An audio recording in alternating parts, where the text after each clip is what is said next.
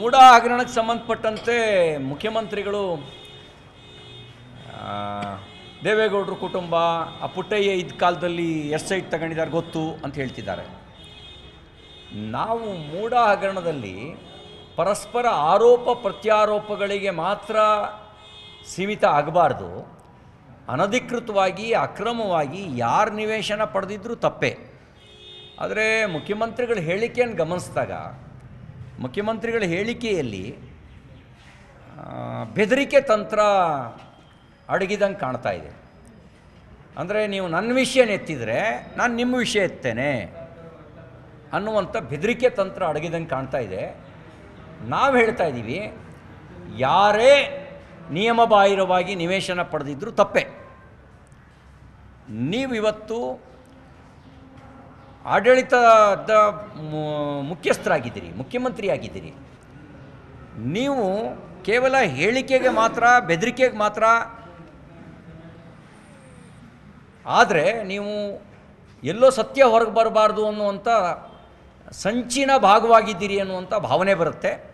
ಹಾಗಾಗಿ ನಾನು ಆಗ್ರಹಿಸ್ತೇನೆ, ಹೇಳಿ ಯಾರ್ಯಾರು ಅಕ್ರಮವಾಗಿ ತಗೊಂಡಿದ್ದಾರೆ ಹೇಳಿ ಮತ್ತು ಕ್ರಮ ತಗೊಳ್ಳಿ. ಅಕ್ರಮವಾಗಿ ಕೊಟ್ಟ ಅಧಿಕಾರಿಗಳ ಮೇಲೂ ಕ್ರಮ ತಗೊಳ್ಳಿ, ಜನಪ್ರತಿನಿಧಿಗಳು ಅಕ್ರಮವಾಗಿ ತಗೊಂಡಿದ್ರೆ ಅವ್ರ ಮೇಲೂ ಕ್ರಮ ತಗೊಳ್ಳಿ. ಹಾಗಂತ ನೀವು ನಿಮ್ಮ ಅಕ್ರಮವನ್ನು ಮುಚ್ಚಾಕೊಳ್ಳೋಕ್ಕೆ ಇದನ್ನು ಬೆದರುಗೊಂಬೆ ಮಾಡ್ಕೋಬೇಡಿ. ನೀವೀಗ ನಿಮಗೇನಿದೆ ಅಂತ ಹೇಳಿದ್ರೆ ನಿಮ್ಮ ಅಕ್ರಮ ಮುಚ್ಚಾಕೊಳ್ಳೋಕ್ಕೆ ಇದನ್ನು ಬೆದರುಗೊಂಬೆ ಮಾಡುವವರ ರೀತಿಯ ಹೇಳಿಕೆ ನಿಮ್ಮದಿದೆ. ಆ ರೀತಿ ಹೇಳಿಕೆ ಮುಖ್ಯಮಂತ್ರಿ ಸ್ಥಾನಕ್ಕೆ ಶೋಭೆ ತರೋದಿಲ್ಲ. ನೀವಿವತ್ತು ಕೇವಲ MLA ಅಲ್ಲ, ವಿಪಕ್ಷದ ನಾಯಕರು ಅಲ್ಲ, you are our chief minister. ನೀವೇ ಆಡಳಿತದ ಮುಖ್ಯಸ್ಥ.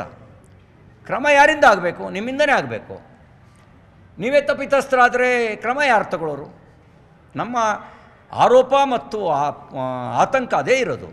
ನಿಮ್ಮ ಮೇಲೆ ಆಪಾದನೆ ಬಂದಿದೆ, ಕ್ರಮ ಯಾರು ತಗೊಳ್ತಾರೆ ನಿಮ್ಮ ಮೇಲೆ?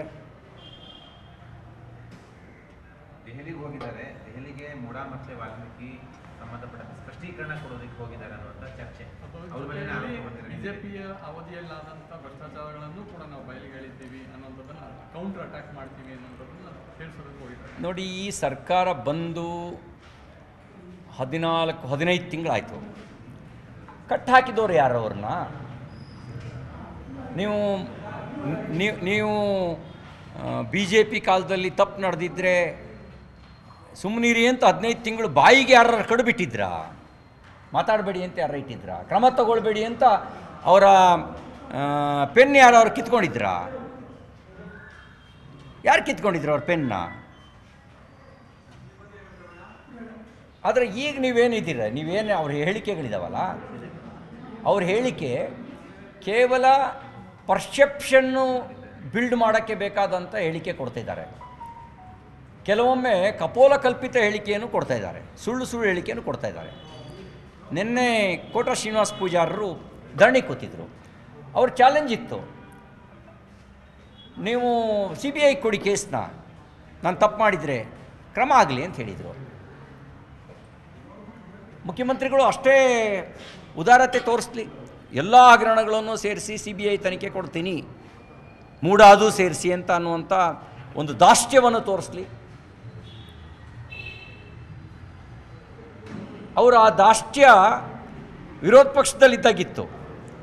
ಆಡಳಿತ ಪಕ್ಷಕ್ಕೆ ಬಂದ ಮೇಲೆ ಮುಚ್ಚಾಕೊಳ್ಳೋಕೆ ಏನು ಬೇಕು ಅಷ್ಟೇ ಪ್ರಯತ್ನ ಮಾಡ್ತಿದ್ದಾರೆ. ಇಡೀ ಹಗರಣಗಳನ್ನು ಮುಚ್ಚಾಕಕ್ಕೆ ಏನು ಬೇಕು ಅದೇ ಪ್ರಯತ್ನ ಮಾಡ್ತಿದ್ದಾರೆ. ಈಗ ಕನ್ನಡಿಗರ ಮೆಚ್ಚಿನ ನಿಮ್ಮ ನ್ಯೂಸ್ 18 ಕನ್ನಡ ಈಗ ವಾಟ್ಸ್ಆಪ್ನಲ್ಲಿಯೂ ಲಭ್ಯ. ಕರ್ನಾಟಕ ಮತ್ತು ದೇಶ ವಿದೇಶದ 360 ಡಿಗ್ರಿ ಸುದ್ದಿ ವಿವರವನ್ನ ನೀವು ನಿಮ್ಮ ಕೈ ಬೆರಳುಗಳಲ್ಲಿಯೇ ಪಡೆಯೋದಿಕ್ಕೆ ಈ QR ಕೋಡ್ ಅನ್ನು ಸ್ಕ್ಯಾನ್ ಮಾಡಿ. ನಮ್ಮ ಚಾನೆಲ್ ಅನ್ನು ಫಾಲೋ ಮಾಡಿ, ನೋಟಿಫಿಕೇಶನ್ ಆನ್ ಮಾಡಿ.